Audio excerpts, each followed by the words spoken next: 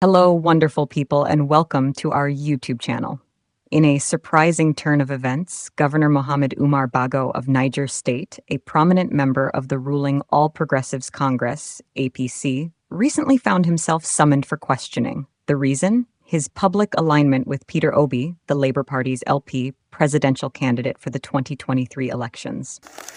We have cleared deliberately over 1 million hectares of land.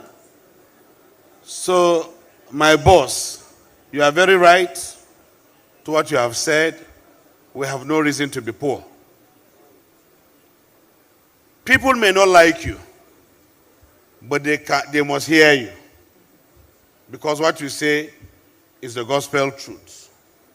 Nigeria needs to be productive. You cannot be out of poverty unless you start to produce.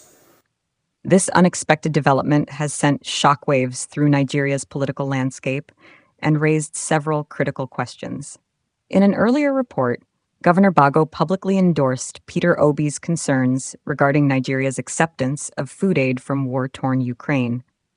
Both leaders share a common worry about the implications of the country's reliance on foreign aid, particularly in the context of food security and national sovereignty.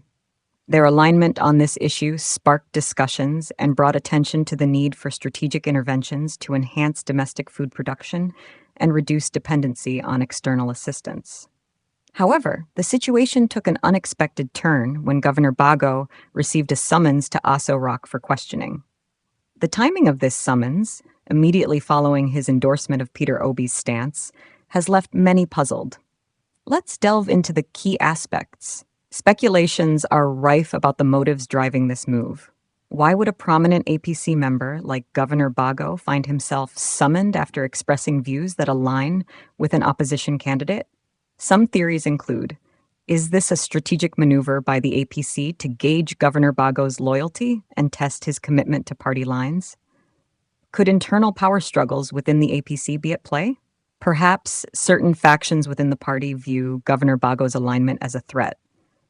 Governor Bago's personal convictions and motivations remain a subject of interest. Did he act out of genuine concern for Nigeria's well-being, or are there other factors at play? Implications for Governor Bago. Governor Bago's political standing and relationship with the APC hang in the balance. Will this summons tarnish his reputation within the party? Could it lead to disciplinary actions or even expulsion? The uncertainty surrounding his future is palpable. Behind-the-scenes dynamics. Analysts and observers are keen to decipher the behind-the-scenes dynamics. What conversations occurred within Aso-Rock that prompted this swift response? Was Governor Bago's endorsement of Peter Obi merely the tip of the iceberg? Conclusion. As discussions intensify among political circles and the media, one thing is clear. Governor Bago's alignment with Peter Obi has set off a chain of events that demands closer scrutiny. Whether this summons is a calculated move or an unintended consequence, it underscores the delicate balance between political loyalty and individual convictions. Stay tuned as the unfolding scenario continues to captivate the nation's attention. The corridors of power hold secrets, and Governor Bago's journey from endorsement to summons remains a compelling narrative. I've said it this every day. I am not desperate to be president of Nigeria. I'm desperate to see Nigeria work. Peter's consistent message about transitioning Nigeria from a consumption-based economy to one focused on production is rooted in the belief that sustainable economic growth and development require a shift towards increased productivity and self-sufficiency. This vision underscores the importance of fostering a culture of innovation, entrepreneurship, and industrialization to drive economic progress and reduce dependency on imported goods. Nigeria, like many developing countries, has long relied on imports to meet its consumption needs, ranging from basic necessities to luxury goods. While this may satisfy immediate demands, it poses significant challenges in the long run, including trade imbalances, currency fluctuations, and vulnerability to external shocks. Peter Obi argues that the country's over-reliance on imports stifles local industries, undermines job creation, and hampers economic diversification efforts. Unlocking Nigeria's potential. According to Peter Obi, Transitioning to a production-based economy requires tapping into Nigeria's vast human and natural resources to drive innovation, entrepreneurship, and industrialization. This entails investing in key sectors such as agriculture, manufacturing, and technology to harness the country's comparative advantages and create value-added products and services. By doing so, Nigeria can not only stimulate economic growth, but also enhance its competitiveness in the global marketplace. Promoting economic diversification. A central tenet of Peter Obi's vision is the promotion of economic diversification as a means to reduce Nigeria's reliance on oil revenues and build a more resilient economy. By expanding the scope of economic activities beyond the oil sector, the country can mitigate the adverse effects of oil price volatility and create a more balanced and sustainable growth trajectory.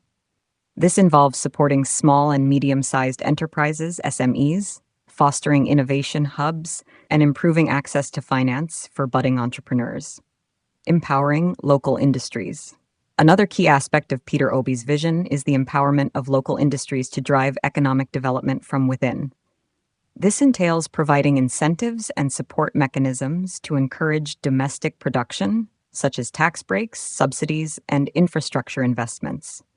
By nurturing a conducive environment for businesses to thrive, Nigeria can unlock the entrepreneurial spirit of its citizens and unleash the full potential of its economy. Building a brighter future. In conclusion, Peter Obi's call to transition Nigeria from consumption to production represents a bold and forward-thinking approach to economic development.